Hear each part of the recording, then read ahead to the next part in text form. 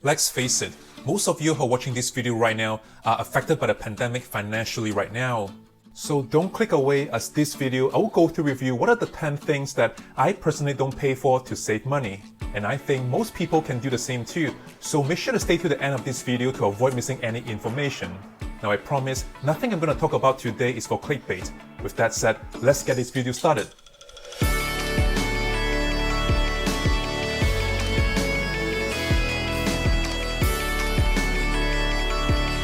If this is your first time watching a video from this channel, then please consider subscribing, as I go through weekly topics ranging from personal finance to investment, and I typically upload 2 to 3 videos a week. Alright, so here we go, and number 1 is coffee from retailers, such as the most famous coffee place where a cup of coffee could cost a few dollars, like Starbucks. Once in a while, it's not going to break your bank, but if you're like the majority of the working class and you have the habit of getting coffee every day, then consider making your own one. Let's just do a conservative math here. If a cup of coffee would cost you $1 more than if you brew it yourself at home or stealing from your office, whatever, you're gonna save yourself upwards of $300 a year. Well, a bag of coffee costs like a few dollars from the grocery store, and that could last you for quite some time. I don't mean to be cheap, but paying $4 for a cup of coffee is outrageous. I could almost buy 2 cheeseburgers from McDonald's with $4. So there, I just saved you $300 a year. Moving on. Number 2 is expensive phone plans. I don't mean not to have any phone plans at all, because that would be living way too below your means and it's not necessary. Now normally if you go with the big telecom companies in your country, you're gonna pay a premium for what you get. If you look around, I guarantee you that there are much cheaper options out there. Oftentimes, many smaller budget telecom companies offer much cheaper options while borrowing the cable bandwidth and technologies from the big telecom companies. So you are still gonna be using a reliable cable network for your phone data while not needing to pay a premium. But if you want to go even further down like myself, I use 2 phones. One is purely for data and one is for phone lines, because everybody needs to have a phone number for tons of reasons. The reason I do this is because it is much cheaper for me to separate 2 services. Having 1 GB of data only costs me $10 a month, and 1 GB is really enough for me in a month, since I don't watch YouTube while I'm outside. While the other phone I have, which has calling and receiving phone call capabilities, only costs me $5 a month if nobody calls me. And if someone calls me, then it will deduct 25 cents from that $5 per minute, and that is still 20 minutes in a month for you to use.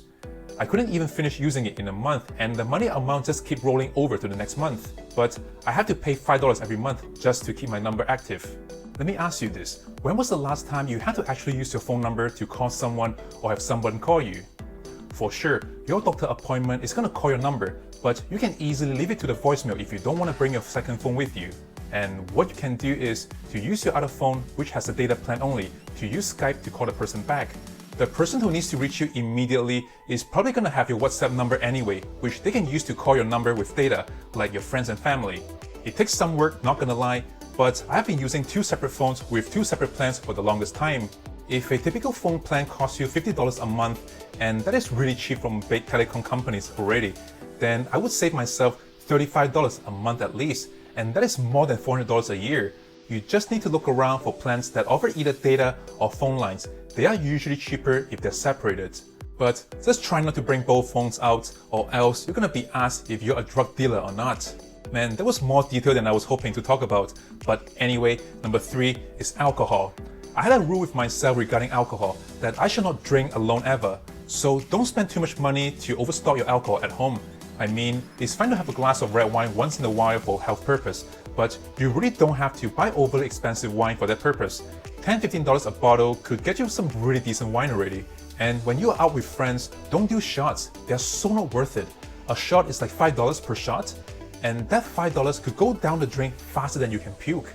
If you want to get hammered, do it at your friend's place first.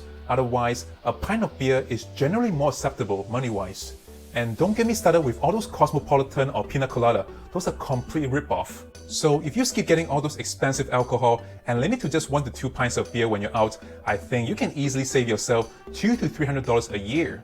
Next at number 4 is also part of the sin items, and that's cigarettes. And sure, I'll put in weed into this category as well. All these inhaling pleasure items cost so much, and in exchange, you get like a few moments of escape. They don't solve your problem, and they're not good for your health neither. But let's not get scientific here. By skipping all these, you can potentially save yourself hundreds of dollars a year. Let's say $500 to be conservative. You may think this is a pretty high number, but you'll be surprised how much cigarettes and weed cost in a year if you add them all up. Number 5 is clothing. Sure, get yourself a new shirt or something new once in a while, like for your birthday or an event is fine, but you don't have to buy new clothing regularly, whether they're on sale or not. Chances are you already have enough to wear for most occasions already. Just avoid going to clothing stores altogether. Only go visit these stores when you actually have plans to buy something. So this way, you won't accidentally find something you like and you will feel compelled to buy them. If you're bored of your current dressing style, try digging around in your closet and try something that you used to wear from the past. You may surprise yourself that they actually look good on you even today. Bottom line is, you really don't need to buy any more new clothes, and the same goes to shoes also. Well, it's hard to put a dollar amount to how much you save in a year this way, but say $200? Yeah, sounds fair. Next, at number 6 is streaming services. God, this makes me sound really cheap, but in this day and age, there is no reason to get your own Netflix account. If you have a partner or family, share the same accounts with everyone. You don't need a family package. Everyone can just use the same accounts, or at least share the account with 1 or 2 of your close friends. In my view, 2 to 4 people sharing the same account is the most ideal. You don't want to have too many people sharing it with you neither, and I don't think you need me to explain to you why. But if you think splitting the cost is troublesome, then at least have someone else get a different streaming service and exchange the accounts with everyone. So if you're getting Netflix, have your friend gets Disney Plus and another friend gets Amazon Prime Video. So this way, everyone gets a bigger bang to the buck. So roughly speaking, you are saving yourself like $100 a year. Alright, at number 7 is banking fee.